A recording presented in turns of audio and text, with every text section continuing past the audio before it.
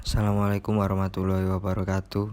Sebelumnya perkenalkan, nama saya Muhammad Irfan Hidayat, NRP 31 dari kelas PL3B. Assalamualaikum, perkenalkan nama saya Ahmad Nur Salim, NRP 58. Halo, Assalamualaikum. Perkenalkan, nama saya Nabila Rodifatul Jannah, NRP 048 dari PL3B. Saya Aisyah Dinda Jamalia dari kelas 3B D4 Teknik Pengolahan Limbah NRP 046. Assalamualaikum. Perkenalkan, nama saya Fitrian Nurhamidah, NRP 044. Terima kasih. Perkenalkan, saya Rizky Faradina dari Prodi D4 Teknik Pengolahan Limbah NRP 10190456. Assalamualaikum warahmatullahi wabarakatuh. Perkenalkan, nama saya Aulia Minatur Ula, NRP 051. Sebenarnya beton itu apa sih? Beton didefinisikan sebagai campuran dari bahan penyusunnya yang terdiri dari bahan semen hidrolik atau Portland semen, agregat kasar, agregat halus, dan air, dengan atau tanpa menggunakan bahan tambah, admixture atau aditif. Apa sih bedanya beton dengan mortar? Beton sendiri ialah campuran dari semen, air, agregat halus atau pasir, dan agregat kasar atau kerikil, serta kadang-kadang ditambahkan bahan tambah yang sangat bervariasi. Sedangkan mortar sendiri ialah campuran semen, air, pasir. Namun ada yang berpendapat bahwa mortar adalah bahan bangunan berbahan dasar semen yang digunakan sebagai perekat untuk membuat struktur bangunan. Berikut adalah contoh gambar dari mortar dan beton. Nah, ada beberapa ragam macam beton. Di antara tiganya, yakni ada beton mortar, beton bertulang, dan beton pracetak. Yang pertama, beton mortar. Bahan baku pembuatan beton mortar terdiri atas mortar, pasir, dan air. Ada 3 ragam mortar yang sering digunakan, antara lain semen, kapur, dan lumpur. Beton mortar semen yang dipasangi anyaman tulangan baja di dalamnya dikenal sebagai ferrosemen. Beton ini memiliki kekuatan tarik dan duktilitas yang baik.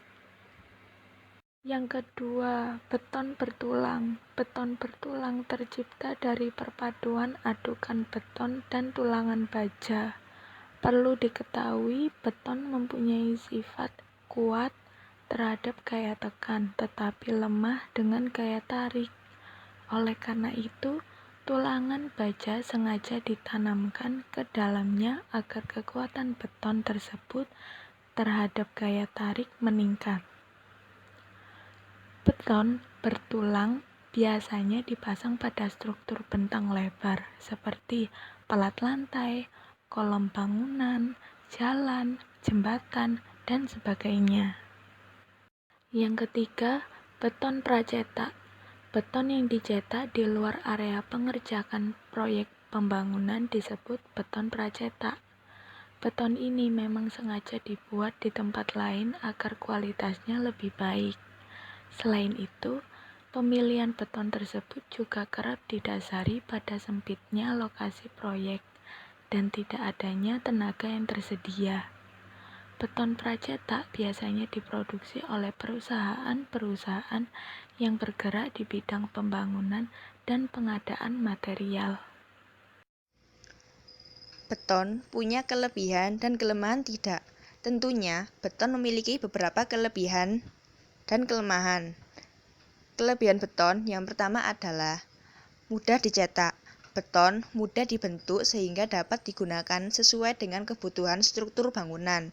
Yang kedua, ekonomis. Beton lebih murah jika dibandingkan dengan baja.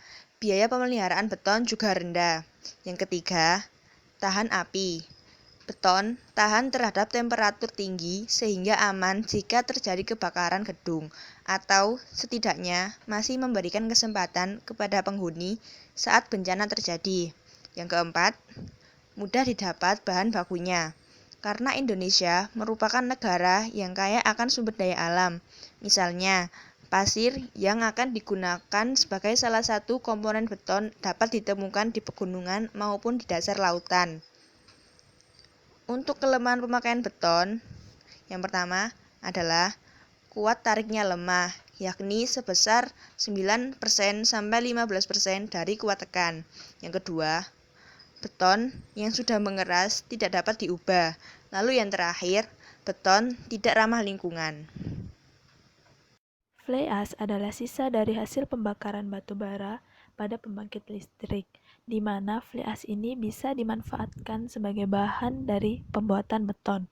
Dan dengan fly ash ini, kita bisa meningkatkan kuat tekan pada beton karena fly ash mempunyai sifat pozolanik. Kita juga bisa menurunkan panas hidrasi karena peningkatan panas hidrasi tergantung banyaknya semen yang kita pakai. Kemudian, kita juga bisa mengurangi emisi CO2.